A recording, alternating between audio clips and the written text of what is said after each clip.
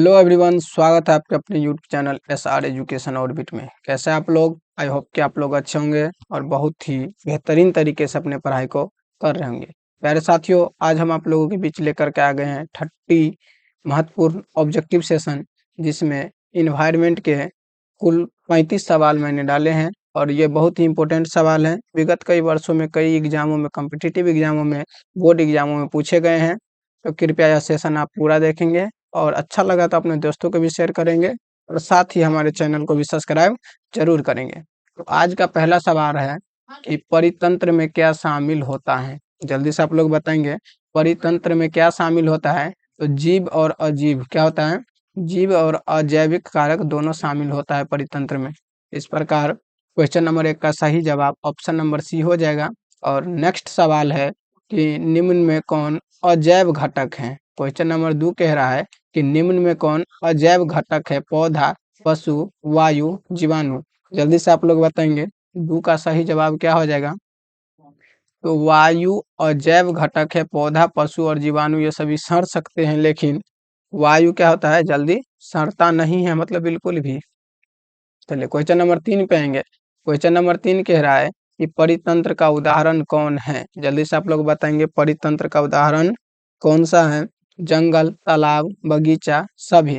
तो परितंत्र का इनमें सभी उदाहरण है। ऑप्शन नंबर डी इसका सही जवाब हो जाएगा। ये जितने भी ऑप्शन दिए हुए हैं सभी परितंत्र के अंतर्गत आते हैं। क्वेश्चन नंबर 4 पे आएंगे। क्वेश्चन नंबर 4 कह रहा है कि उत्पादक कौन होता है। जल्दी जल्दी बताएंगे आप लोग। उत्पादक कौन सा होता है? मांसाहारी, हरे पौधे, जीवाणु, मानव। तो हम सभी जानते हैं उत्पादक कौन सा होता है। तो हरे पौधे उत्पादक होते हैं। क्या होते हैं? उत्पादक होते हैं। इस प्रकार क्वेश्चन नंबर 4 का ऑप्शन नंबर बी सही जवाब हो जाएगा। अब हम चलेंगे अपने क्वेश्चन नंबर 5 की ओर। और क्वेश्चन नंबर 5 कह रहा है कि अपघटक का उदाहरण है। जल्दी जल्दी आप लोग बताएंगे। अपघटक का उदाहरण है बकरी, शेर, जीवाणु, घास। क्वेश्चन नंबर 5 का सही जवाब क्या हो जाएगा। तो जीवाणु। अपघटक का उदाहरण कौन सा है? जीवाणु। क्वेश्चन नंबर 5 का ऑप्शन नंबर सी सही जवाब हो जाएगा। चलिए क्वेश्चन नंबर 6 पे आते हैं। क्वेश्चन नंबर 6 कह रहा है कि आहार श्रृंखला क्या है। क्वेश्चन नंबर 6 कह रहा है कि आहार श्रृंखला क्या है। जल्दी जल्दी आप लोग बताएंगे आहार श्रृंखला क्या है। जीवों का समूह, खाने की श्रृंखला, ऊर्जा प्रवाह की श्रृंखला, इनमें से कोई नहीं। क्वेश्चन नंबर 6 का सही जवाब क्या हो जाएगा। ऊर्जा प्रवाह की श्रृंखला आहार श्रृंखला कहलाती है। क्या कहलाती है? ऊर्जा प्रवाह की श्रृंखला को ही हम लोग आहार श्रृंखला के नाम से जानते हैं। चलिए क्वेश्चन नंबर 7 पे आएंगे। क्वेश्चन नंबर 7 कह रहा है कि प्रथम पोषी स्तर कौन सा है। जल्दी जल्दी आप लोग बताएंगे प्रथम पोषी स्तर कौन सा है। उपभोक्ता, उत्पादक, अपघटक, मांसाहारी। तो क्वेश्चन नंबर 7 का सही जवाब हो जाएगा उत्पादक। कौन सा हो जाएगा? उत्पादक। ऑप्शन नंबर बी इसका सही जवाब हो जाएगा। चलिए क्वेश्चन नंबर 8 पे आते हैं। क्वेश्चन नंबर 8 कह रहा है कि शाकाहारी किस स्तर पर होता है। शाकाहारी किस स्तर पर होता है? प्रथम, द्वितीय, तृतीय, चतुर्थ। जल्दी जल्दी आप लोग बताएंगे क्वेश्चन नंबर 8 का सही जवाब क्या हो जाएगा। तो शाकाहारी द्वितीय स्तर पर होता है। इस प्रकार क्वेश्चन नंबर 8 का ऑप्शन नंबर बी सही जवाब हो जाएगा। तो अब हम आते हैं अपने क्वेश्चन नंबर 9 पे। और क्वेश्चन नंबर 9 कह रहा है कि ऊर्जा का कितना प्रतिशत अगले स्तर पर जाता है। ऊर्जा का कितना प्रतिशत अगले स्तर पर जाता है। 1%, 10%, 50% और 100%। जल्दी जल्दी आप लोग बताएंगे क्वेश्चन नंबर 9 का सही जवाब क्या हो जाएगा।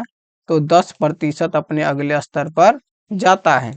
आई होप कि आप लोग जानते होंगे। क्वेश्चन नंबर 10 पे आएंगे। क्वेश्चन नंबर 10 कह रहा है कि आहार श्रृंखला की लंबाई सीमित क्यों होती है।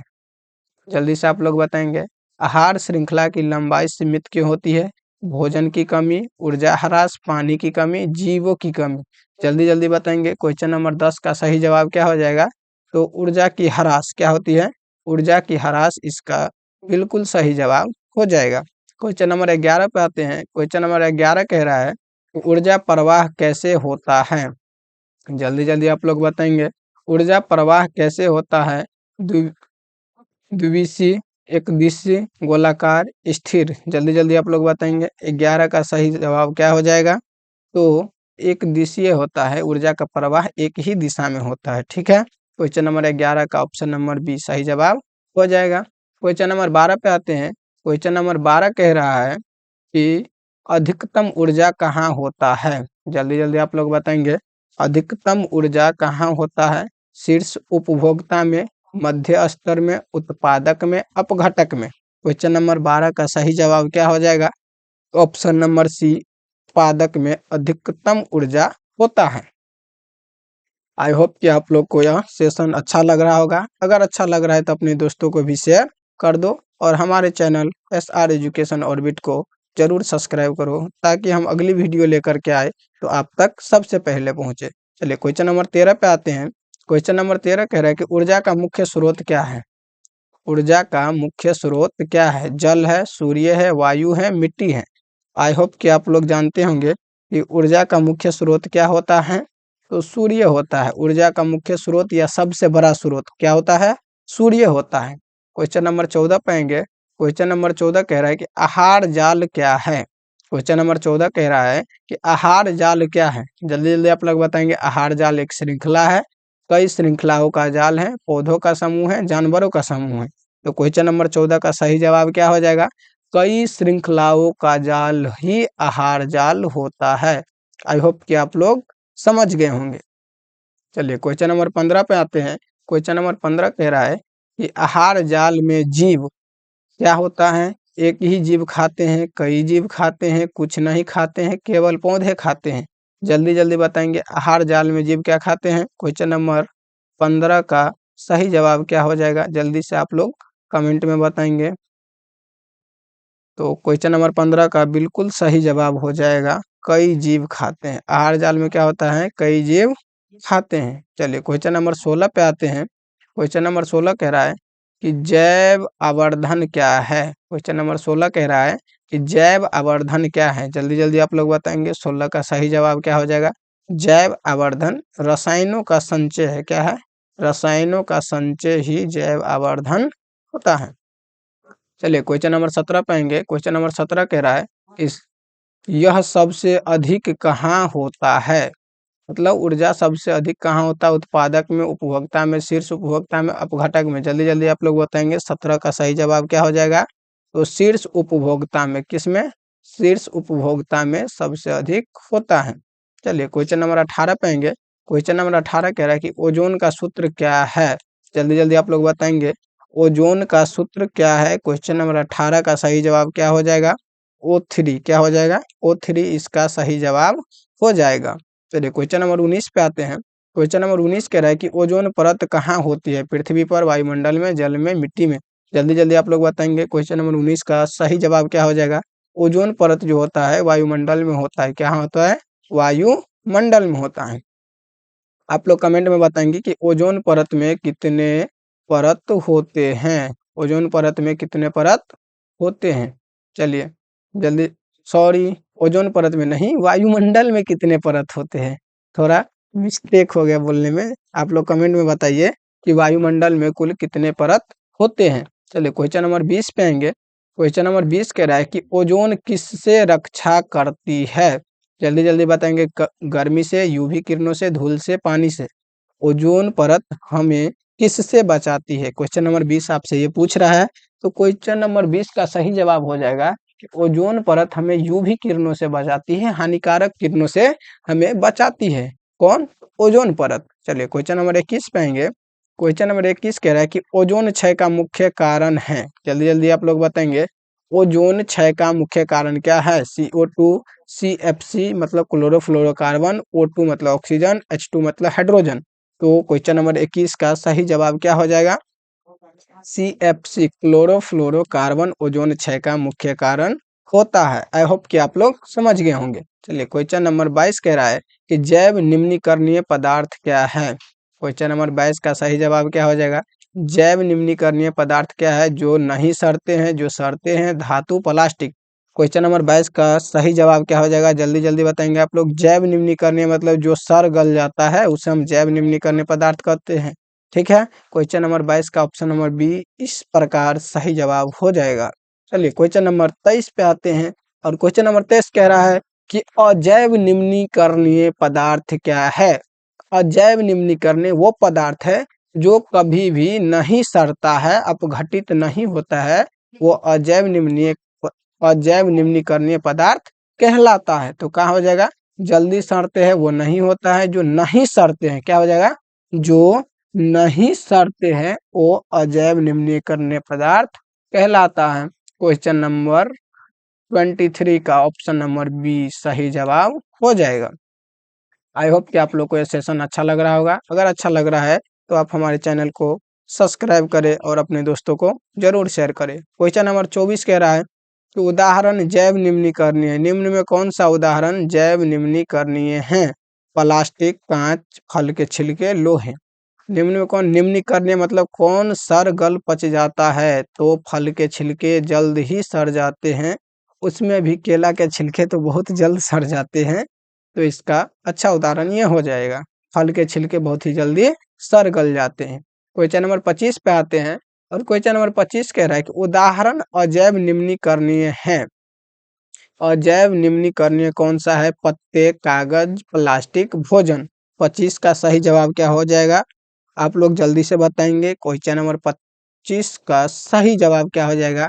तो इसमें जो प्लास्टिक है जो कि जल्दी नहीं सड़ते हैं, इसका सही जवाब हो जाएगा। प्लास्टिक के सड़ने में कई वर्षों, कई 100 वर्षों की समय लगती है, तब जाके प्लास्टिक अपघटित होती है, डिकम्पोज होती है।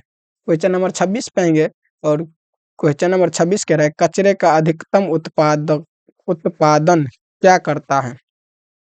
जल्दी जल्दी बताएंगे। पर्यावरण सुधारता है, प्रदूषण फैलाता है, ठंडक फैलाता है, ऊर्जा फैलाता है।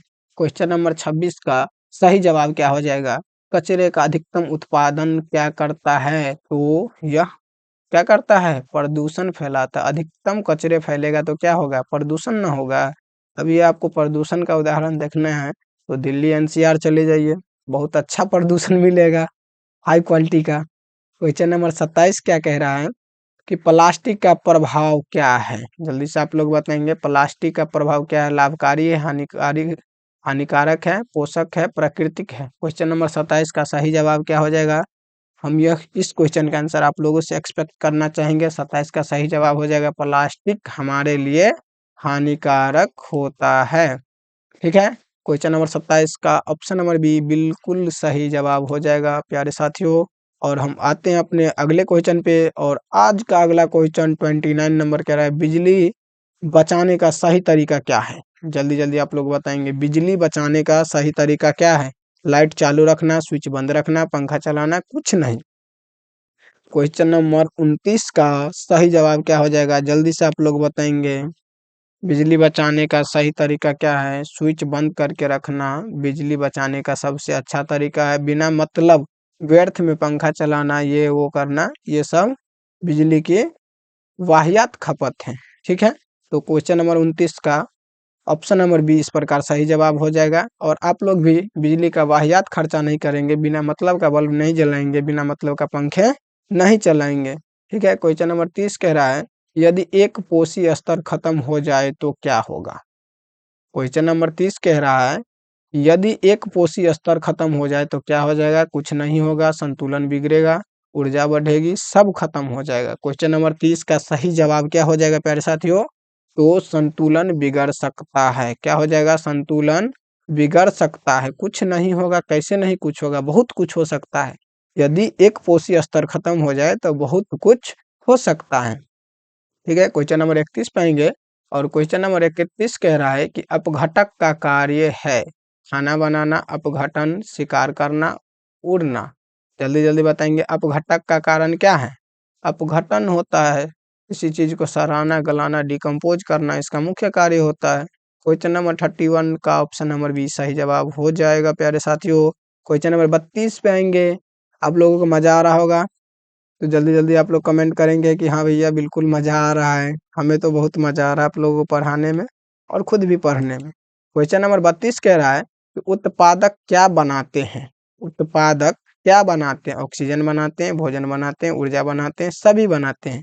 क्वेश्चन नंबर 32 का सही जवाब क्या हो जाएगा? आप लोग जल्दी जल्दी बताएंगे। तो उत्पादक ऑक्सीजन भी बनाते हैं, भोजन भी बनाते हैं और ऊर्जा भी बनाते हैं। तो इस प्रकार ऑप्शन नंबर डी इसका सही जवाब हो जाएगा, तीनों बनाते हैं। ठीक है प्यारे साथियों, ये आपका अपना प्यारा YouTube channel SR education orbit को आप लोग जल्दी जल्दी सब्सक्राइब करेंगे और जल्दी से जल्दी इसको 10K फैमिली पुराने का कार्य आप लोग करेंगे, क्योंकि सब कुछ आप ही लोग हैं मेरे लिए और आप ही लोग के लिए मैं भी सब कुछ हूँ। प्यारे साथियों, क्वेश्चन नंबर 33 पे आएंगे और क्वेश्चन नंबर 33 कह रहा है कि ऊर्जा का नुकसान किस रूप में होता है। जल्दी जल्दी आप लोग बताएंगे, ऊर्जा का नुकसान किस रूप में होता है? जल में, उष्मा में, वायु में, प्रकाश में। जल्दी जल्दी आप लोग बताएंगे। 33 का सही जवाब क्या हो जाएगा? ऊर्जा का नुकसान किस रूप में होता है? तो उष्मा के रूप में होता है। किस रूप में होता है? उष्मा के रूप में ऊर्जा का नुकसान होता है। क्वेश्चन नंबर 34 पे आएंगे, खाद्य श्रृंखला में सबसे ऊपर क्या है? खाद्य श्रृंखला में सबसे ऊपर क्या है? उत्पादक है, शाकाहारी है, मांसाहारी है, अपघटक है। क्वेश्चन नंबर 34 का सही जवाब क्या हो जाएगा? मांसाहारी। खाद्य श्रृंखला में सबसे ऊपर अभी क्या है? मांसाहारी। बहुत से लोग मांसाहारी सेवन करते हैं भोजन, जो कि हमें बिल्कुल भी पसंद नहीं है। हमें क्या, किसी को भी बिल्कुल भी पसंद नहीं आना चाहिए। आप ही सोचिए, किसी जीव को मार करके खाना, क्या ये सही है? अगर आपको कोई मार करके खा ले, क्या ये सही है? ये बिल्कुल ही वाहियात है और हम इसका सख्त विरोध करते हैं। क्वेश्चन नंबर 35 पे आएंगे और क्वेश्चन नंबर 35 कह रहा है कि परितंत्र में संतुलन क्यों जरूरी है? बहुत ही शानदार, बहुत ही मजेदार ये क्वेश्चन है कि परितंत्र में संतुलन क्यों जरूरी है? सुंदरता के लिए, जीवित रहने के लिए, जल के लिए, हवा के लिए। जल्दी जल्दी आप लोग बताएंगे। 35 का सही जवाब क्या हो जाएगा? परितंत्र में संतुलन जीवित रहने के लिए बहुत ही आवश्यक होता है। अगर परितंत्र का संतुलन बिगड़ेगा तो हमें जीवित रहना बहुत ही मुश्किल हो जाएगा। जैसा कि अभी युद्ध चल रहा है, तो उसमें क्या हो रहा है? परितंत्र का संतुलन बिगड़ रहा है, न्यूक्लियर फूट रहा है, परमाणु इत्यादि से हमले किए जा रहे हैं। उससे जो जहरीली हवाएं निकलती है, गैस निकलती है, फैलती है, उससे हम पर बहुत ही गहरा प्रभाव पड़ने वाला है। और आप लोगों ने भी देखा होगा कि जापान में जब न्यूक्लियर हमला हुआ था, तो उसका कितना गहरा प्रभाव पड़ा था। तो इसलिए परितंत्र में संतुलन जरूरी है प्यारे साथियों। ठीक है, आज के लिए इतना ही है। हम आज पूरे 35 क्वेश्चन कर चुके हैं। अब हम आगे लेकर के आएंगे नेक्स्ट नेक्स्ट क्वेश्चन आप लोगों के लिए, जो बहुत ही मजेदार सेशन होने वाला है। और यह सेशन आप लोगों को अगर अच्छा लगा होगा तो अपने दोस्तों को शेयर कर देंगे और हमारे चैनल को सब्सक्राइब करने का कार्य करेंगे। इस प्रकार आज के लिए इतना ही। मिलते हैं कल नए वीडियो, नए जोश, नए जुनून के साथ। तब तक के लिए बाय बाय, जय हिंद।